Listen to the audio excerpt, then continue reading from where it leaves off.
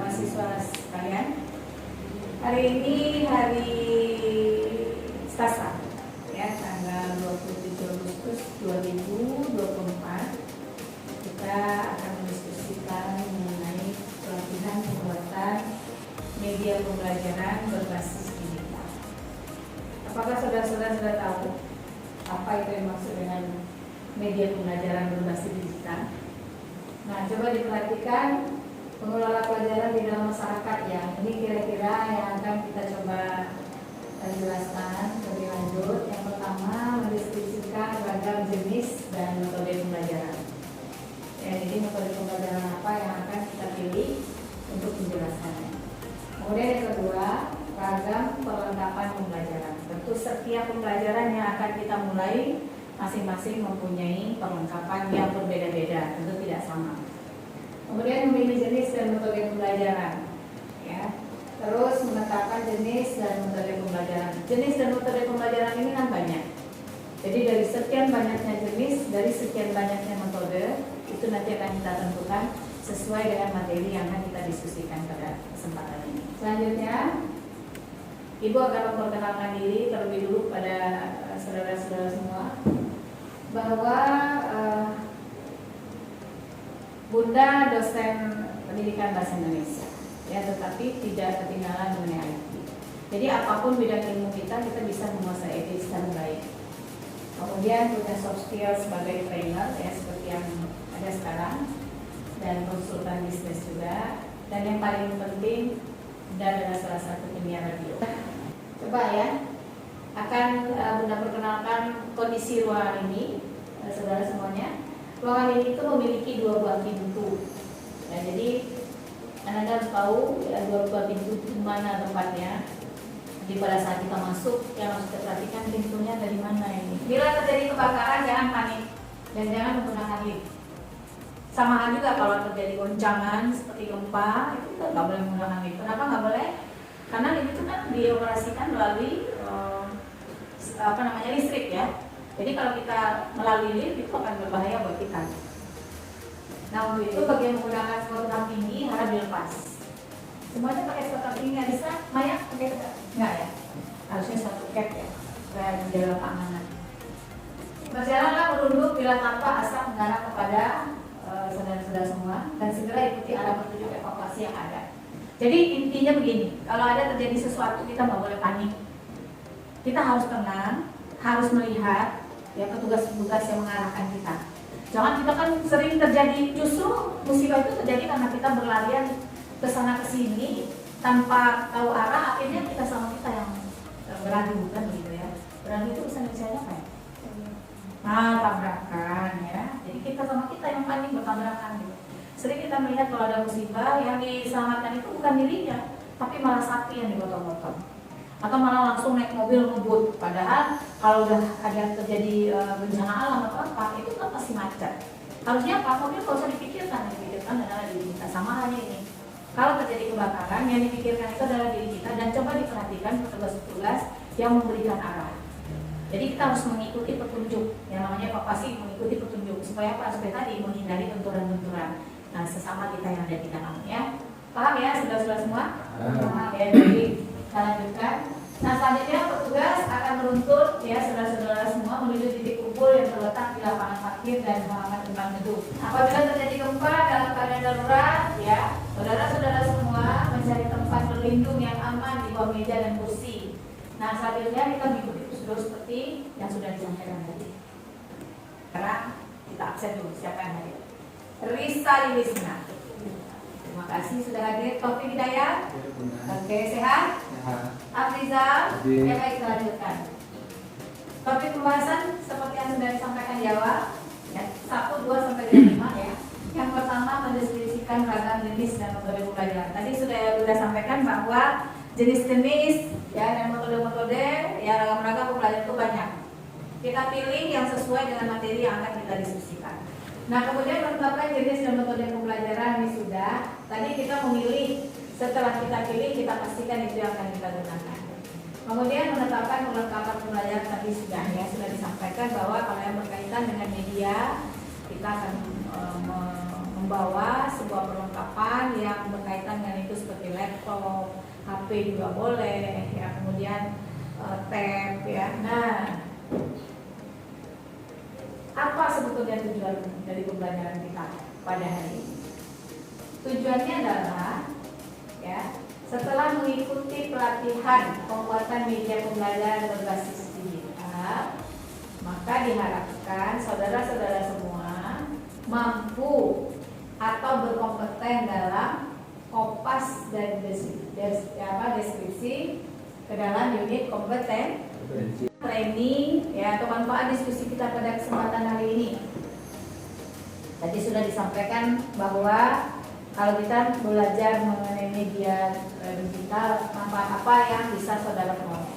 Silakan nanti saudara tulis di buku tugasnya. Nah, media pembelajaran berbasis digital, ya kan? Nah, kira-kira kalau kita belajar masalah media pembelajaran berbasis digital ini, apa yang kita bisa lakukan? Kita bisa membuat berbagai macam media, ya kan? Nah, dengan berbagai macam media itu, apa yang bisa Anda pikirkan? Membuat model pembelajaran menggunakan media PowerPoint misalnya, dengan menyiapkan bahan-bahan apa saja yang akan diperlukan seperti laptop tadi, terus fokus, pointer, dan lain-lain. Berarti pertanyaannya, apakah kita bisa menggunakan InFocus untuk membuat media pembelajaran? Nah, apalagi pertanyaannya? Alat-alat apa saja yang kita butuhkan dalam menampilkan media pembelajaran? Oke, bagus. Taufik?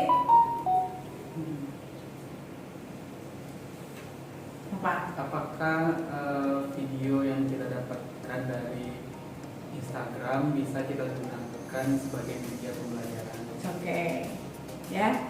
Afrizal?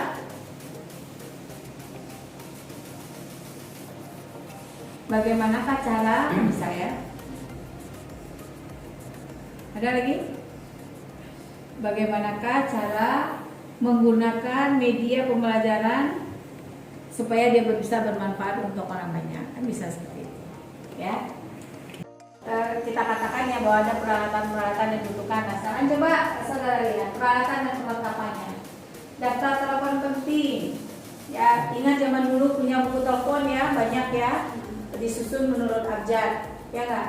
Kemudian telepon, kemudian laptop, LCD projector, InFocus seperti kita sekarang punya, whiteboard ya, papan tulis ya, kemudian pointer, terus penghapus whiteboard, printer, flash disk. Nah, ini media-medianya ya. Nah, sekarang kita lihat pengenalan media pembelajaran digitalnya. Media pembelajaran digital adalah teknologi yang memanfaatkan komputer dan internet untuk mendukung proses belajar mengajar. Nah, tanpa internet bisa nggak kita? Nggak bisa. Nah, internet itu sekarang udah ada di mana-mana karena kita punya paket data, ya kan? Nah, penggunaan media digital ini dalam pendidikan semakin populer karena sifatnya yang interaktif, menarik, dan mudah diakses. Kenapa dia dikatakan interaktif? Coba Lisa. Kita bisa menjalin komunikasi antara yang mengajar dengan yang diajar. Ya, seperti kita di Zoom ya. Nah, oke. Kemudian menarik. Kenapa dikatakan menarik, Topik? Karena terlihat kegiatannya langsung terlihat jelas. Terus bisa diselingi dengan musik yang menarik juga, ya kan? Ada tambahan musik, Ya. gambar. Ya, kemudian mudah diakses. Nah, coba lihat manfaat media pembelajaran digitalnya. Yang pertama, meningkatkan motivasi belajar, ya apa tidak? Iya. Iya. Media digital dapat menarik minat dan perhatian siswa, membuat proses belajar lebih menyenangkan dan memotivasi. Apa contohnya? Yang bisa memotivasi itu apa contohnya medianya? Apa contohnya? Menyaksikan animasi yang ada di YouTube ya, yang berkaitan dengan materi, kan itu menarik itu. Ya, ada audio visual, ya kan? Selanjutnya yang nomor 3, Manfaat media pembelajaran digital yang nomor 3 yaitu mempermudah akses informasi. Nah, coba kita baca dulu. Siswa dapat mengakses informasi secara mudah dan cepat melalui internet. Iya apa enggak? Iya. Serasa dunia ini di dalam genggaman ya. Nah, sehingga memudahkan mereka untuk belajar dan memahami materi. Benar nggak? Kita bisa kemana-mana belajar melalui HP saja. Jadi tidak perlu kita belajar itu terikat dengan ruang dan waktu. Bisa di mana saja. Ya. Kemudian yang keempat, meningkatkan kualitas pembelajaran. Betul? Nah, media digital yang dirancang dengan baik dapat meningkatkan kualitas pembelajaran dengan menghadirkan materi yang lebih jelas, menarik dan interaktif. Ya, kenapa menarik dan interaktif? Karena itu tadi ada audionya, ada visualnya. Kemudian kita bisa mengcombine-nya dengan berbagai macam latar, ya kan? Latar itu bisa kita pilih. Kalau kita berbicara soal gunung, kita hadirkan latar yang berbentuk gunung. Nah, seperti itu kira-kira. Nah, coba saudara lihat semuanya jenis-jenis media pembelajaran digital. Presentasi, ya. Presentasi digital menggunakan slideshow untuk menampilkan informasi dan gambar, dilengkapi dengan animasi dan efek suara. Di Infocus ini bisa nggak pakai slideshow itu? Bisa nggak ditambah dengan efek suara? Bisa ya. Kemudian simulasi dan game. Media digital ini mensimulasikan situasi nyata atau menyediakan permainan edukatif untuk membantu siswa belajar secara interaktif. Yang ketiganya video pembelajaran. Video digital dapat berisi penjelasan materi, demonstrasi praktik, atau wawancara dengan ahli, memberikan pengalaman belajar yang lebih nyata. Oke, nah coba lihat prinsip desain media pembelajaran digital. Nah, kita lihat ya, relevansi. Media digital harus relevan dengan tujuan pembelajaran dan materi yang disampaikan. Kemudian kesederhanaan. Desain harus sederhana dan mudah dipahami oleh siswa, tidak terlalu rumit atau membingungkan. Ya? Nah, dari bahasanya sederhana, dari desainnya juga sederhana, mudah dipahami. Kemudian interaktivitas. Media digital harus interaktif dan memungkinkan siswa untuk berpartisipasi aktif dalam pembelajaran. Namanya aja interaktivitas. Jadi harus ada timbal baliknya. Interaksi antara siswa-siswa dengan trainernya seperti Bunda sekarang, boleh kita berinteraksi ya. Kemudian estetika. Estetikanya apa? Keindahan. Desain harus menarik dan estetis. Kan ada juga orang yang membuat desain itu kaku gitu kan, dalam tur. Jadi buatlah desain itu seperti desain hidup gitu. Ya. Seolah-olah kita berada di dunia nyata. Sehingga dapat memotivasi siswa untuk belajar. Itu tujuannya. Nah, coba saudara perhatikan. Alat dan aplikasi pembuatan media pembelajaran digital. Kita yang di sebelah itu gambar apa? Ya, layarnya kan? Itu ada keyboardnya di situ. Kita lihat, ada Photoshop. Apa artinya? Pembuatan gambar dan desain grafis itu kegunaannya ya. Kemudian ada Illustrator. Untuk apa? Membuat ilustrasi vektor dan desain logo. Jadi logo-logo bisa didesain ya. Ada Premiere Pro, pengeditan video dan pembuatan film pendek. Terus Canva, tadi seperti yang Bunda sampaikan, Canva ya, platform desain grafis online yang mudah digunakan. Terus PowerPoint, aplikasi presentasi yang memungkinkan pembuatan slideshow interaktif. Jadi sebenarnya di dalam pembuatan media pembelajaran digital ini tidak rumit gitu. Alatnya sederhana, cukup mempunyai laptop yang mungkin kapasitasnya atau speknya lebih tinggi, core-nya gitu ya. Ada core-nya yang 17, 17, maunya ada yang 17. Jadi kita coba diupdate terus sehingga kita bisa menggunakan aplikasi-aplikasi yang ada seperti ini. Nah, langkah-langkah pembuatan media pembelajaran digital. Yang pertama, perencanaan.